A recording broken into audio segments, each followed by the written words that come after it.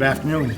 Today we have the Veteran Services Officer, Estelle Flett, with us, and we just want to talk a little bit about the services that you provide. I know one of the big ones I always hear about is Chapter 115. Can you just tell me a little bit about Chapter 115 and who's eligible? Yeah.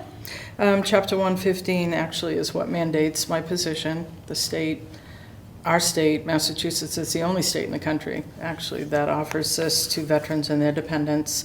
It is really a safety net program for people who are in financial need.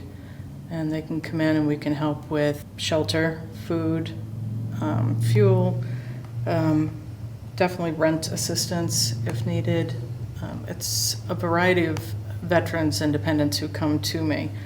They not only are there because they're on fixed income, but they can also be unemployed or just going through a time of relocating, needing assistance with housing as well. So it offers a lot.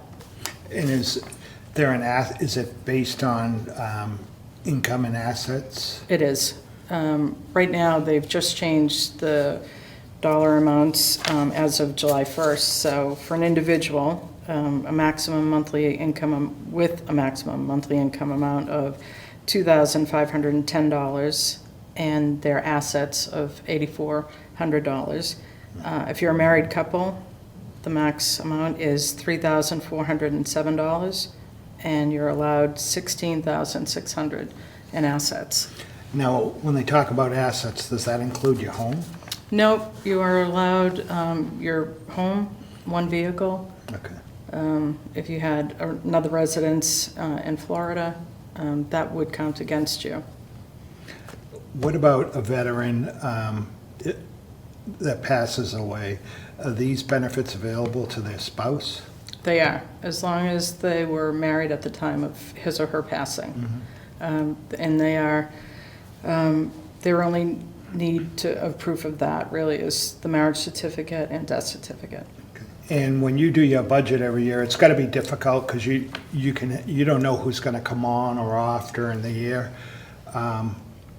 Is this a requirement of the state? So say you don't budget enough money, mm-hmm. but you have more clients that come on. Is it a requirement that the town pay for that? Yes, it is mandated by the state that the town or city supports it. The positive to that is that with these benefits, 100% gets paid out, but the town is reimbursed at 75%. Mm-hmm. Do you assist veterans with any other services? I do. The office will help with any VA benefit, and that benefit could be enrolling into VA healthcare. It could be filing for aid and attendance. We see a lot of that for folks who are wartime veterans, for both the veteran and the widow. It's a good benefit. We will help with filing for survivor benefits, burial benefits. There's a wide range of VA benefits. But in addition to those, because with Chapter 115, the state looks at the benefit as the last resort. So it's up to me to look at other state resources, whether it's a mass health program, food stamps, anything that can help before Chapter 115. So we are working on both sides of the house, both federal and state benefits. So you're allowed to help them out with federal applications? Yes. Has that always been the way? I think it's increased since I've been around, the last 11 years, even more so. But most recently, the state, I should say the Executive Office of Veteran Services, is currently working with the VA to have us certified from their perspective. We currently are certified through the state, and to continue to be knowledgeable and trained to help with VA claims for service-connected disabilities especially. Is there also now a veteran work-off program? Can you talk a little bit about that? Yes, in addition to the senior work-off program, we also have the Veterans Work-Off program. That program offers the potential for $1,500 off of your real estate taxes, depending on the number of volunteer hours that you do. Currently, it's based on the minimum wage of $15, so it's 100 hours of volunteer. And if you, for some reason, can't complete that, it will be prorated. And I forgot to ask Denise this earlier when we talked. If there's a veteran that doesn't have the physical ability to complete a program, can someone else do that work for them? Yes. You can have a family member or a spouse. We also have a number of volunteers in the community that have, pledged their hours, if you will, to help make that happen for those who cannot physically come in and complete it. Mm-hmm. In addition to the work that you do for the veterans, there's other things that you do in your department with the flags on the graves and maintaining those. Right. So I think officially or unofficially, I'm the graves officer. When it comes to ensuring that veteran markers are placed, or if families need help ordering a government foot marker. And we go out in May and just before Memorial Day, place the flags with a number of volunteers. This year we had quite a few and went through it quickly. And then just after, roughly around January 18th, thereabouts, we'll collect all of the flags. We leave them up to help be more of a visual for when people are there doing the Wreaths Across America for Norton, and that happens in December. So it helps people identify the graves, especially if there's snow. So that's why we've extended them. Is Norton going to be part of Wreaths Across America again this year? Yes, we are. I believe it's our 6th year, and we've been successful each year with donations that we collect throughout the year to be able to place a wreath on each veteran's grave in town. If a veteran or any resident wants to get in touch with you about the services, what's the best way to get in touch with you? I recommend that they call the office to make sure that someone is there so they don't make an unnecessary trip. They can reach us at 508-285-0274.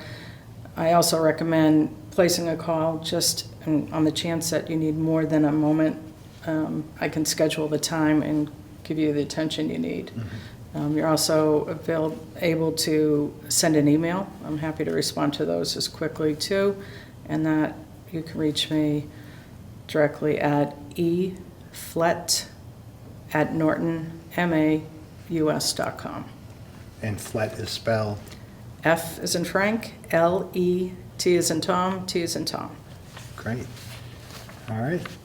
Well, anything else you want to add? No, I guess the big thing I would like to add is please share this with someone, if it doesn't apply to you, but someone else that you may know, whether it's the widow of a veteran, the veteran himself or herself, to let them know that the office is there and we're willing to help. We really do help and assist with a variety of different things. So if you're just in need and don't know where to start, please give us an opportunity to help. And a lot of these people you work with served our country, and a lot of times they feel like they don't want to take advantage of the benefits Yes. that they're eligible for. Yes, and I have a lot of veterans, especially when it comes to enrolling in VA healthcare. Mm-hmm. They're like, no, someone else needs it. Someone else is worse off than I am. But honest and truly, it helps keep the VA alive and thriving, because the more people that are enrolled, right, the more funding that they get.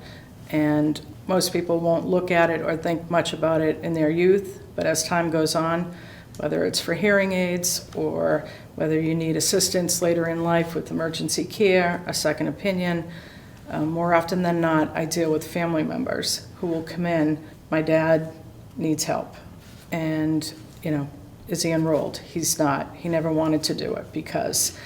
So I hear that often, and I can't encourage people enough, especially now with the PACT Act. It's opened up enrollment eligibility for an even greater audience. If they're coming back from Iraq, Afghanistan, it's the time to do it. It's not a handout, it's a benefit they've earned. Absolutely. Yeah. And it's a good benefit. A lot has changed with VA healthcare, and I have more positive response, feedback. regarding, what kind of care they received, how timely they received it. At the very least, enroll, for sure, but also if you have been in a zone such as, in Vietnam or Iraq, Afghanistan with burn pits and exposures to toxins, they've added a number of different locations. Guam is one of them. They have a registry, and that registry will keep you informed for any future presumptives that are added, and those are conditions that might have been caused due to your exposure. So I highly encourage people taking a moment and finding out how to get on the registry. Thanks, Estelle. Thank you.